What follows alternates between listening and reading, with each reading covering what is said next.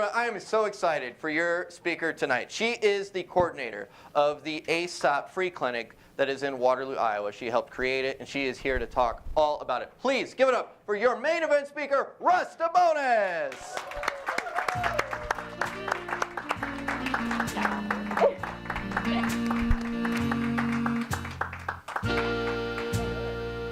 Let's see if I can work the mic. All right. Rus, thank you for being on the show. How are you doing tonight? Well, good. Good. I feel a little like Madonna, maybe. I don't know. You look a little like Madonna. Got the big hair, you're blonde. She's ready. She's ready to go. I've been forever since I've seen you, and by forever I mean 4 days. Yes, we just exactly. had School for Lay Ministry this last weekend. Yeah. But I'm so excited that you're on the show to talk about this clinic. So we'll just jump right into it, because I know you have a lot. I know you have a lot of notes and you have a lot of stuff you want to talk about. This clinic started October 1st of 2008. So you've been going for 10 years now, almost. Can you just 10 years is awesome. Can you tell us, how did this free clinic get started? Well, it seems, John, that it was a series of coincidences, if you will. I started teaching at Allen College in 2006, which in and of itself, me teaching in a nursing school was a huge story in and of itself, but that's for another time. But in any case, I found myself teaching, and the first class that I was assigned to was Advanced Health Assessment, and I was assigned to that because there was another more seasoned professor that was teaching the class, and she was to be my mentor and kind of teach me the ropes of education. However, through some tragic circumstances in her life, very quickly after the beginning of that semester, she was no longer able to teach, and the class became mine. Now, let me tell you a little bit about this class and a little bit about the program, in fact, because I actually had graduated from Allen College's nurse practitioner program in 2000. I was in the first class that graduated, so I had taken this exact same class. However, when I took this class, it had 75 hours of clinical associated with the advanced health assessment class, and that was so that these advanced skills that we were learning how to do, we could practice on real patients in a real life situation. However, by the time I came back to teach, there was no longer any clinical associated with the class. And I was curious as to how that happened or why that happened. And they had told me that they'd gotten feedback from the physicians and nurse practitioners in the clinic that we had worked with, and they said these students are way too green.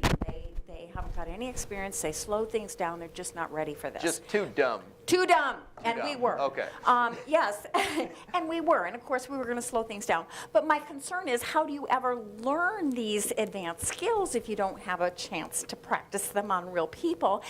And no matter who you are or how much classroom education you have, the first time you are in a clinical situation, you're going to be slow and you're going to be dumb. I mean, that's just the way it's... You need experience. Yeah. Yes. So there's always a first time, and so how do we get over that hump? So I was really passionate that I really felt that our students needed to have that 75 hours back in that course, but I also understood exactly what the doctors and nurse practitioners were saying is, yeah, we were green and we did slow them down, and we were not ready for seeing patients every 15 minutes like you do in a clinic.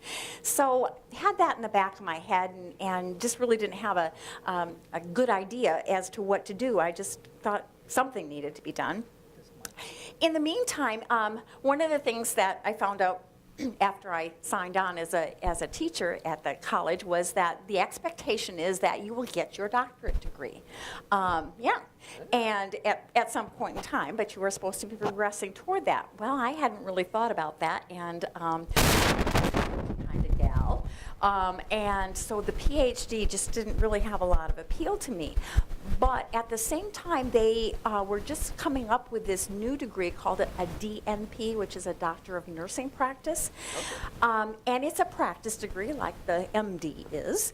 And so instead of having to do research to get the PhD, you had to implement an evidence-based program or project. And that was your capstone in order to get your Doctor of Nursing practice. So I needed a project. And at that time, the only college in the Midwest that was actually offering that degree was Rush in Chicago. So I kind of came up with a project that I thought would be good, and I put in my application, and after a few months got the "no, you didn't make it" letter. But in the meantime, in my health assessment class, I just happened, by coincidence, oh, this is coincidence. By coincidence, I had a student in my health assessment class that worked at the Salvation Army in Waterloo. And he happened to let me know that they were really looking for somebody to start a free clinic down there. Well, that sounds interesting. And then I had this little deal with my students needing practice somewhere in the back of my head going, that's an interesting thought. Yeah, interesting. And then, lo and behold, University of Iowa comes up with their own DNP program, which is a whole lot closer and easier to do. And so I thought, let's see how this project might go over with them. So I applied there, and sure enough, was accepted. Now I just had to convince the chancellor of the college to buy into this. And I mean buy, because it's about $10,000 that I was asking for startup fees. So that's no small thing. However, it just so happens, by coincidence, that the new chancellor at the college was very much into service to the community, really felt that was a strong way to teach our students, and was something that he really wanted to make his kind of Flagstaff type idea. And there was no other service opportunities for graduate nursing students at the college at the time. So I pitched my little deal to him, and lo and behold, he was all over it. He said, sure, let's do that. But that was not the last step, because college is very small in comparison to the hospital organization of which we are a part. And so we had to convince those folks, and they might not be as excited about this. However, by coincidence, Senator Grassley was at that time really putting a lot of pressure on large for-profit organizations to prove what they were doing to give back to the community to earn that nonprofit status.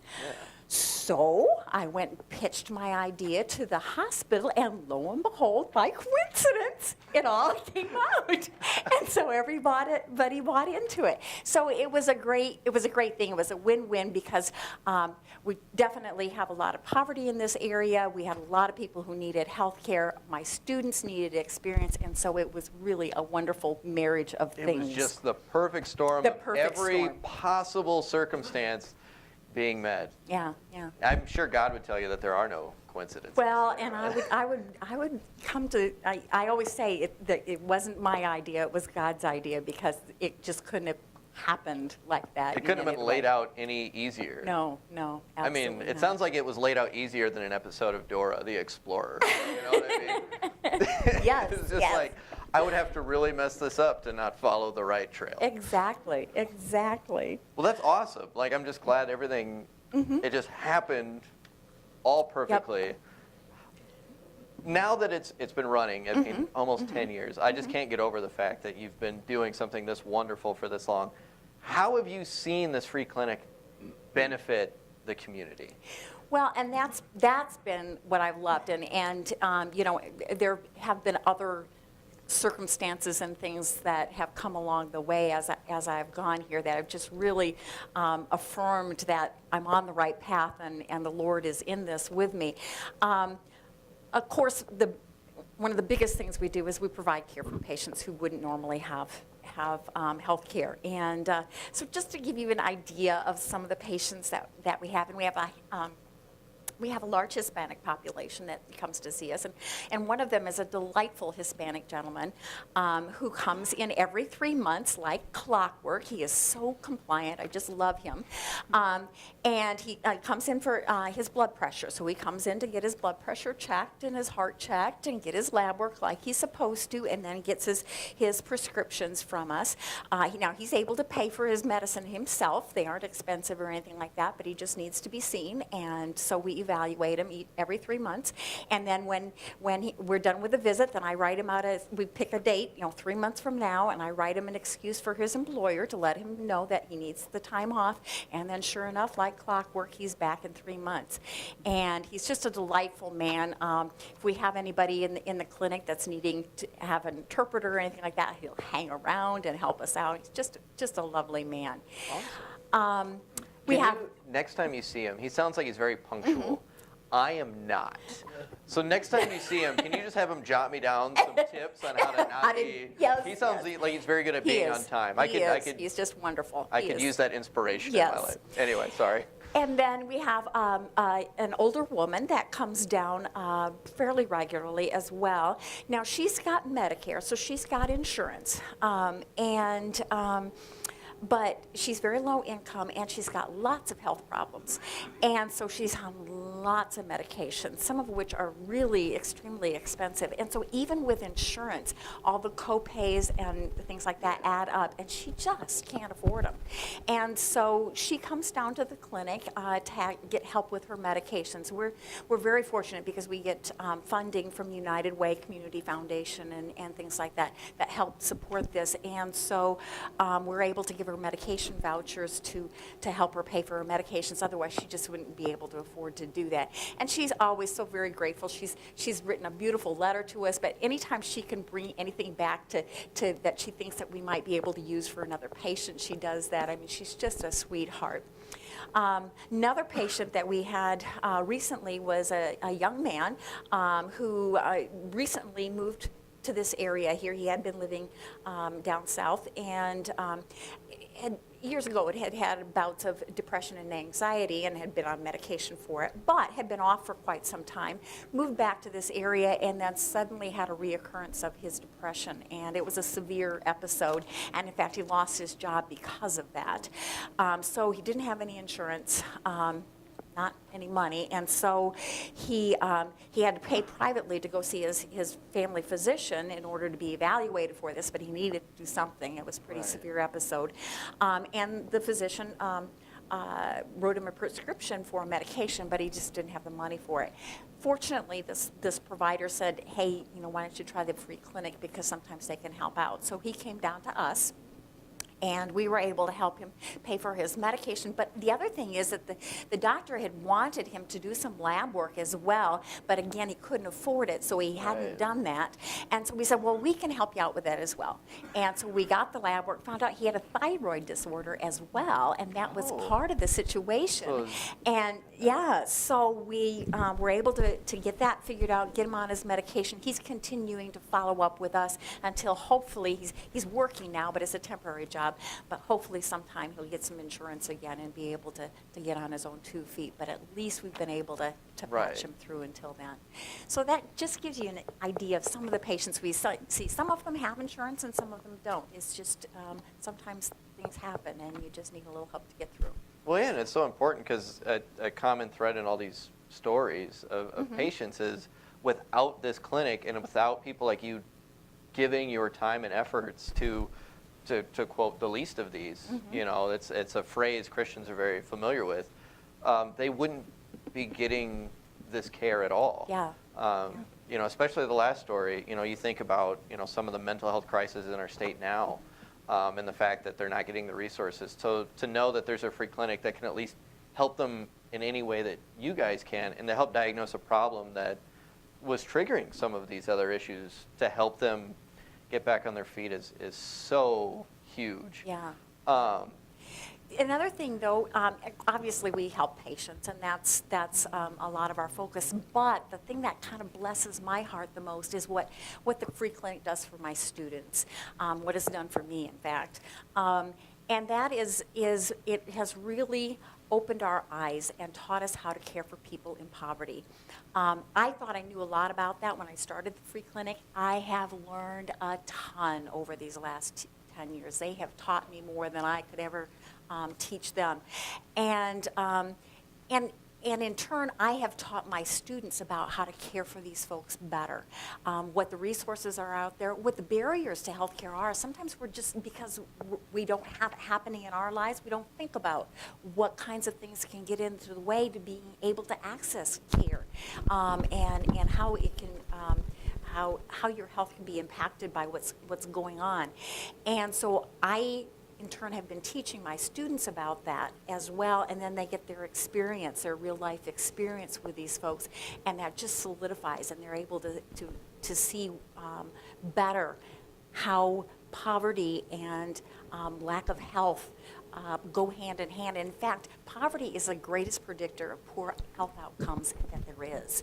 And so it is time that we really get people so they can provide good care. And so that's the thing that really I really love to see. I give a survey to my students before they go down to the clinic and afterwards, and every semester have significant improvement in their understanding of of the impact of poverty on healthcare, on the barriers that they have, and on the community resources that can help them deal with their poverty as well. So that really blesses me.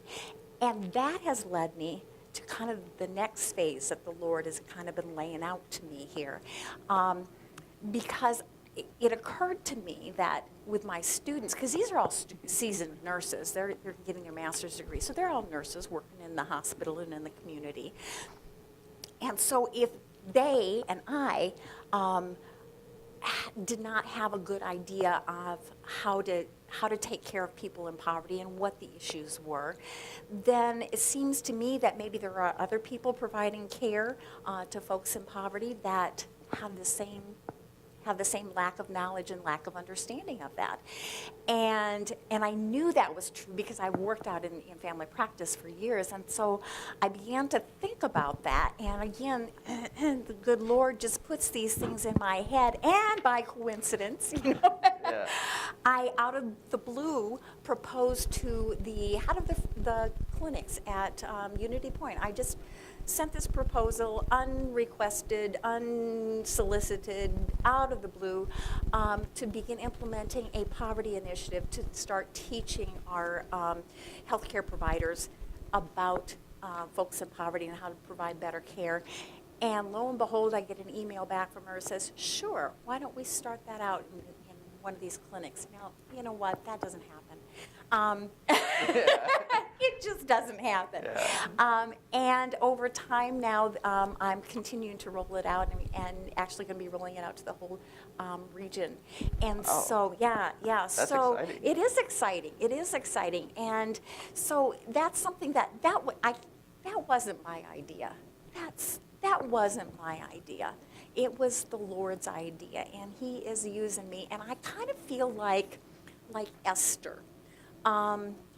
Because through a lot of circumstances and happenings, fortune, she found herself kind of the favored wife of the king. And I don't know if I'm the favored wife of the king, but... He's nodding his head like, yeah. Yeah, you are. But she found herself in a situation, and Mordecai reminded her that it was for such a time as this. And I really feel that this twisted road, these circumstances, these coincidences have all laid themselves out in such perfect line that it's for such a time as this. Yeah. So. I'm just so excited that you're doing this, because like I said, we talk so much about taking care of the least of these and healing the sick and taking care of the poor. And God has just laid out this perfect journey for you to be able to carry out that work. And I'm so blessed that you're a part of this church, because by sharing your story with us and by doing School for Lay Ministry and taking turns preaching, you can share your experiences and your words of hope to encourage and inspire the rest of us in whatever ways, big or small, to help be part of that ultimate journey to take care of everyone we meet. So thank you so much for sharing and doing that. Give it up for Rus DeBonis, ladies and gentlemen.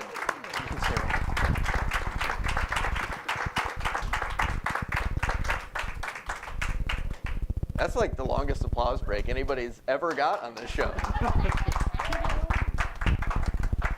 We are now going to have a reflection song, and this is your chance to reflect on the message and the journey that Russ has been on, and think about how you can apply some of what she's learned in your own life. So take this time to reflect, to pray, and let all of that sink in. We apparently didn't have a reflection song prepared, so give it up for Coven Oswald. Yes. Thank you so much again for coming out tonight. I want to give another round of applause to Emily Terpstra for being our guest tonight. And once again, give it up for Rus DeBonis for being your speaker tonight. As you leave Fusion, as you go back out in the world, may you take Russ's story with you, and may you learn from her to pay attention to the path that God is laying before you. Pay attention to the circumstances and the coincidences in your life, and don't ignore them. Recognize the talents that you have, and recognize the talents God is asking you to take advantage of, so that you too can be part of a group of people like Russ that's doing everything she can to help all the people in our community to really lift this world up. So please have a great week, and whatever you do, please be Christ for one another. Have a good night, everybody. Thank you.